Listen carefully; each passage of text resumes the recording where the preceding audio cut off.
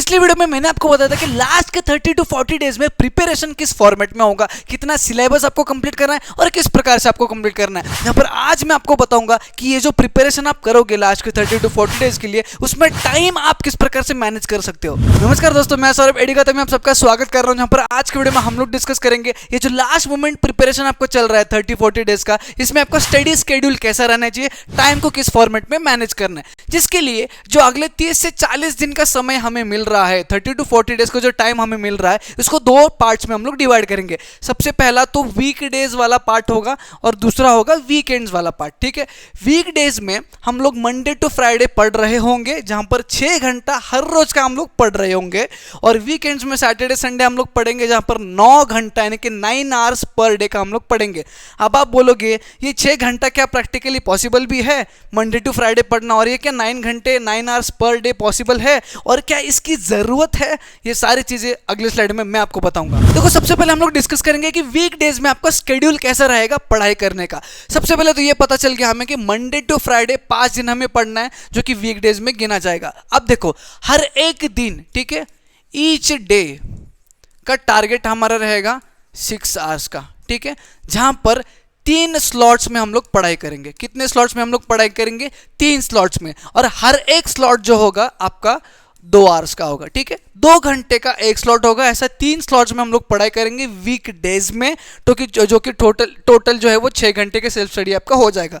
ये 3 स्लॉट्स कैसे मैनेज करने हैं वो भी मैं आपको बताता हूँ। सबसे पहले तो ऐसा समझो, अभी वीक डेज में तो आपके स्कूल नहीं है। ठीक है, आप अगर जा रहे हो तो प्री बोर्ड्स के लिए जा रहे हो, मोस्टली आपके कोचिंग में टेस्ट सीरीज चल रहे होंगे, कुछ लेक्चर्स चल रहे होंगे, लास्ट वाले जो लेक्चर्स होते हैं, रिविजन लेक्चर्स होते हैं, वो चल रहे होंगे। उसके अलावा आप आपकी सेल्फ स्टडी कर रहे हो। अब देखो, मैं ये सोच के चलता हूँ, ये मैं मान के चलता हूँ कि 2 बजे से पहले, दोपहर के 2 बजे से पहले आप सारा चीजें जो है, ट्यूशन क्लासेस वगैरह वगैरह सारा सब कुछ जो है वो निपटा के चले आ जाते हो। उसके बाद आपका पहला स्लॉट रहेगा दोपहर के 3 से 5 PM तक। ठीक है, 3 PM to 5 PM का सबसे पहला स्लॉट रहेगा, जो कि 2 घंटे का स्लॉट आपका रहने वाला है। ठीक है, 5 के बाद 1 घंटे का ब्रेक ले लोगे, फिर अगेन 6 PM से लेके 8 PM तक आपका सेकंड स्लॉट रहेगा। अगेन ये 2 घंटे का रहेगा। ठीक है, उसके बाद 8 के बाद अगेन आप ब्रेक ले लोगे, डिनर ब्रेक होगा। अब वो डिनर ब्रेक 1 से 1.5 घंटे का होगा। तो ऐसा पकड़ के चलिए, आप 9:30 PM को बैठ गए अगेन सेल्फ स्टडी करने के लिए। यहाँ से 11:30 तक का 2 घंटे का एक और स्लॉट आपको मिल गया। ठीक है, अब इस फॉर्मेट में आपको 3 स्लॉट जो है वो अवेलेबल हो चुके हैं। अब इन 3 स्लॉट्स में क्या क्या पढ़ना है वो भी मैं आपको बताता हूं। ठीक है, जैसे कि मैंने आपको कहा था पिछले वीडियो में कि मैथमेटिक्स और साइंस का प्रिपरेशन हर रोज होने वाला है।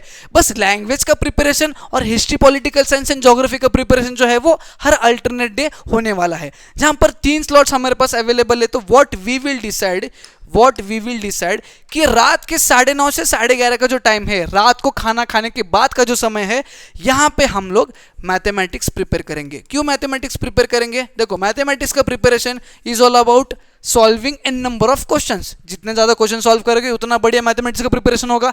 और क्वेश्चन सॉल्व करते समय आपका दिमाग फ्रेश रहना चाहिए, और खाना खाने के बाद तो दिमाग में नींद आ रही होती है। ठीक है, तो ब्रेन को बिजी रखने के लिए मैथमेटिक्स सॉल्व करेंगे, जिससे नींद भी नहीं आएगा और 2 घंटे शांत मिलेगा आपको प्रिपरेशन करने के लिए। उसके बाद 6 से 8 का जो समय है, इवनिंग का 6 से 8 का जो समय है, मैं यहां पे बोलूंगा आप साइंस का प्रिपरेशन कर सकते हो। ठीक है, ये 6 से 8 वाला जो स्लॉट है, इसमें आप साइंस का प्रिपरेशन कर लो, जिससे मैथमेटिक्स और साइंस आपका हर रोज हो रहा है। नो मैटर आप मैथमेटिक्स 1 कर रहे हो या मैथमेटिक्स 2 कर रहे हो, साइंस 1 कर रहे हो, साइंस 2 का प्रिपरेशन कर रहे हो।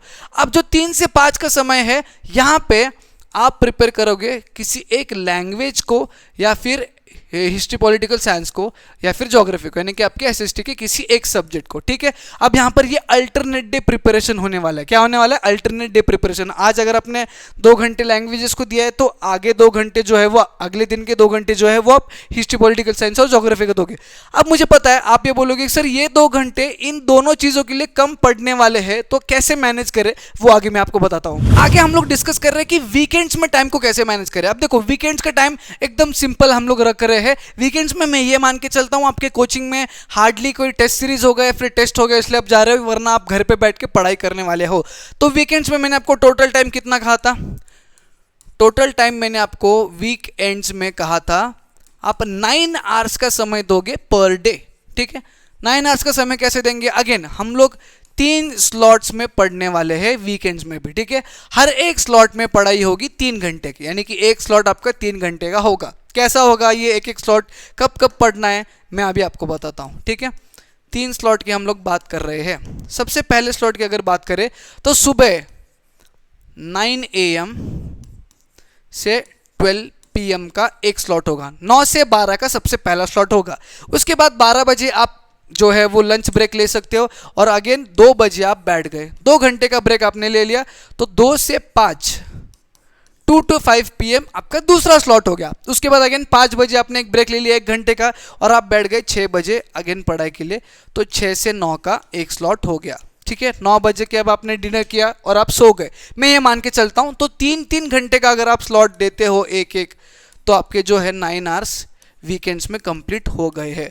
अब यहाँ पे एक चीज़ मैं बताना चाहता हूँ, वीकेंड्स में अगर आपकी ट्यूशन या फिर कोचिंग क्लासेस है शाम के समय पे, तो यहाँ पे जो 6 के लिए आप पढ़ाई को बैठने वाले थे वो 7 या फिर 8 को बैठ सकते हो। बस इतना ज़रूरी है कि अगर 7 बजे बैठते हो तो आगे का 3 घंटा आपको कंप्लीट करना है, 8 बजे अगर बैठते हो तो आगे का 3 घंटे आपको कंप्लीट करना है एट एनी कॉस्ट।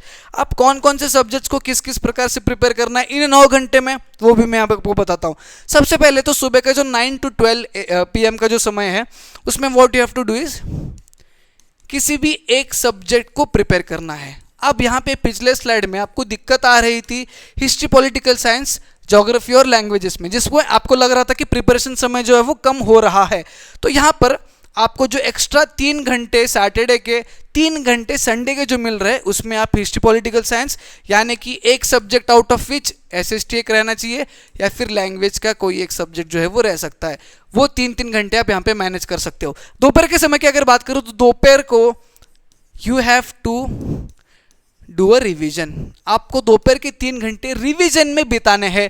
अब ये रिवीजन का कुछ पार्ट पढ़ के होगा, कुछ पार्ट लिख कर होगा और कुछ पार्ट सॉल्व करके होगा, ठीक है। सारा सब कुछ बस पढ़ने से रिवाइज नहीं होता है, कुछ पार्ट आपको लिख के भी निकलना है और कुछ क्वेश्चन के आंसर्स को आपको सॉल्व भी करना होगा, ठीक है।